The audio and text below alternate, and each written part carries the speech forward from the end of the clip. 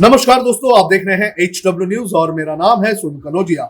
वरिष्ठ वकील प्रशांत भूषण की मुश्किलें बढ़ चुकी हैं। प्रशांत भूषण को सुप्रीम कोर्ट ने अवमानना के मामले में दोषी ठहराया है और अब 20 अगस्त को प्रशांत भूषण की सजा पर सुनवाई की जाएगी। आपको बता दें कि जिन धाराओं के तहत प्रशांत भूषण को दोषी ठहराया गया है, उन धाराओं में 6 महीने की जेल या फिर 2000 रुपए का जुर्माना हो सकता है। लेकिन देखना जरूरी है कि जब 20 तारीख को मामले की सुनवाई होगी तो उस वक्त सुप्रीम कोर्ट क्या सजा सुनाता है।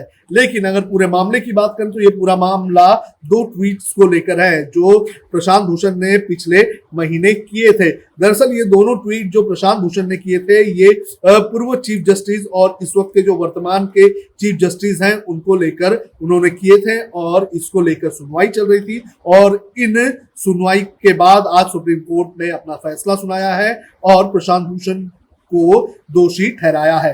आपको बता दें कि 2 ट्वीट किए गए थे, वो दोनों ट्वीट क्या क्या है ये मैं आपको एक एक करके बता देता हूं। सबसे पहले उन्होंने 27 जून को ट्वीट किया था और इसमें उन्होंने लिखा था कि जब इतिहासकार भारत के बीते 6 सालों को देखते हैं तो वो पाते हैं कि कैसे बिना इमरजेंसी के देश में लोकतंत्र खत्म किया गया। वे सुप्रीम कोर्ट खासकर 4 पूर्व CJI की भूमिका पर सवाल उठा रहे हैं।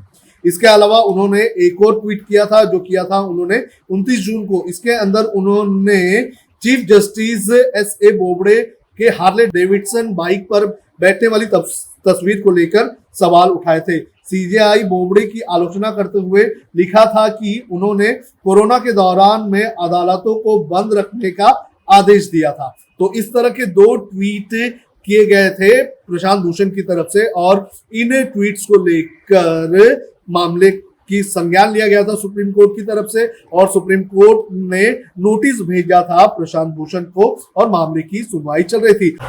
वहीं इस पूरे मामले को लेकर कोर्ट में अपना पक्ष रखते हुए प्रशांत भूषण की तरफ से कहा गया था कि CJI की आलोचना सुप्रीम कोर्ट की गरिमा को कम करना नहीं होता है। बाइक पर सवार CJI के बारे में ट्वीट में सामान्य सुनवाई ना होने को लेकर उनकी पीड़ा को दर्शाता है। इसके अलावा 4 पूर्व CJI को लेकर ट्वीट के पीछे मेरी सोच भले ही अप्रिय लगे लेकिन वो अवमानना नहीं है। आपको बता दें कि इसके पहले जो स्पष्टीकरण मांगा था उस स्पष्टीकरण को मानने से सुप्रीम कोर्ट ने इनकार कर दिया था। उसके बाद पिछली सुनवाई में सुप्रीम कोर्ट ने यह कहा था कि मामले की आगे सुनवाई होगी और आज सुप्रीम कोर्ट ने मामले की सुनवाई करते हुए प्रशांत भूषण के इन ट्वीट्स को जो है अवमानना के तौर पर माना है और उन्हें दोषी करार दिया गया है।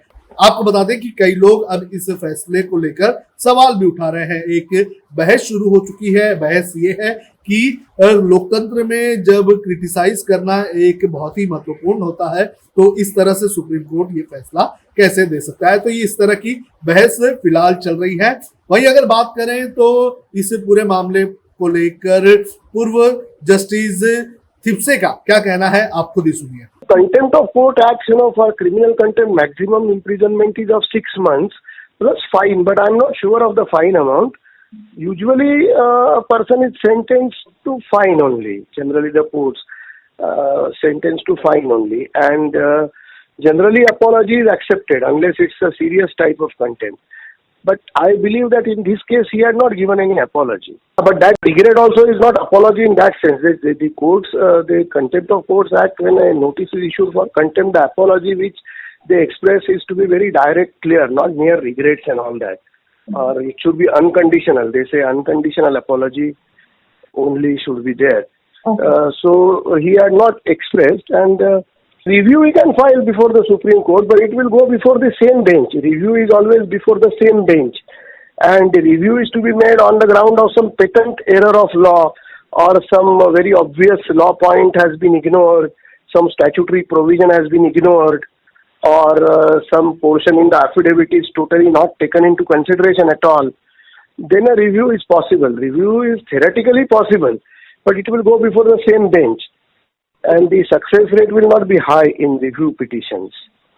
And suppose review is dismissed, then there is a curative petition, what they call it, that the Supreme Court has, that they have only initiated a new jurisdiction because that's a final court. So sometimes if injustice is done by the Supreme Court, then there may not be any remedy. So they call it curative petition. So that also before the judge in chamber it is to be moved on very extreme grounds. वहीं इस tweet के अलावा और भी एक अवमानना का मामला जो है जिसकी सुनवाई सुप्रीम कोर्ट में चल रही है।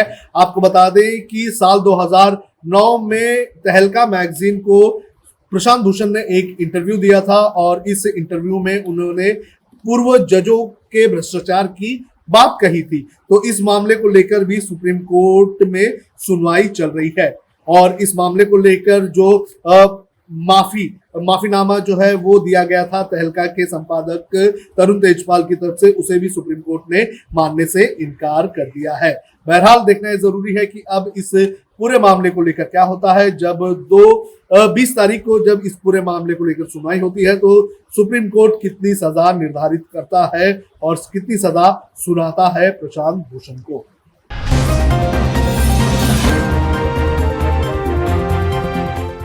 अब खबरें पाइए सबसे पहले हमारे मोबाइल न्यूज एप्लीकेशन पर। एंड्रॉइड या iOS प्लेटफॉर्म पर जाइए, HW न्यूज नेटवर्क को सर्च कीजिए, डाउनलोड कीजिए और अपनी सुविधानुसार भाषा का चयन कीजिए। खबरों की भीड़ में अपने काम की खबर पाते रहिए।